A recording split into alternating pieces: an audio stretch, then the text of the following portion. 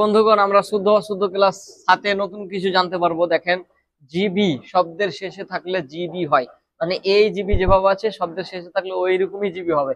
মানে এই প্রথম কারটা তো হবে কি দীর্ঘই, এই শেষেরটা তো হবে দীর্ঘই। আমাদের খেলা হবে এই দীর্ঘই লি, তাহলে প্রথম কারটা তো হবে দীর্ঘই, শেষেরটা তো হবে দীর্ঘই। এই জিবি যদি শব্দের শেষে থাকে, যেমন বুদ্ধিজীবী, বুদ্ধি, বুদ্ধি, হ্যাঁ, এই হ্যাঁ বুদ্ধি, বুদ্ধি জি, এখানে কিন্তু দুটো শব্দ, এটা হচ্ছে প্রথম আর এটা হচ্ছে দ্বিতীয়।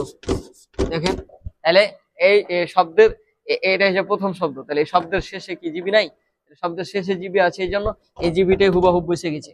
মানে এই প্রথম কারটাও এই দীর্ঘই, শেষেরটাও দীর্ঘই। কিন্তু এই জিবি যখন শব্দের শুরুতে থাকবে, এই জিবি যখন শব্দের শুরুতে, মানে জিবি দিয়া যখন শব্দটা শুরু হবে, তখন কিন্তু আর এই জিবি থাকবে না, দুটাই রস্বই হয়ে যাবে। যেমন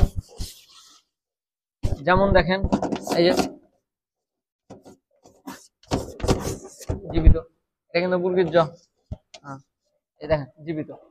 তাহলে শব্দের শুরুতে জিবি হলে আপনার ওই দীর্ঘ মানে রস্বই হয়, আর যদি আপনার শব্দের শেষে জিবি হয় তাহলে দীর্ঘই হবে। এইটুকু খালি মনে রাখবেন। আসসালামু আলাইকুম।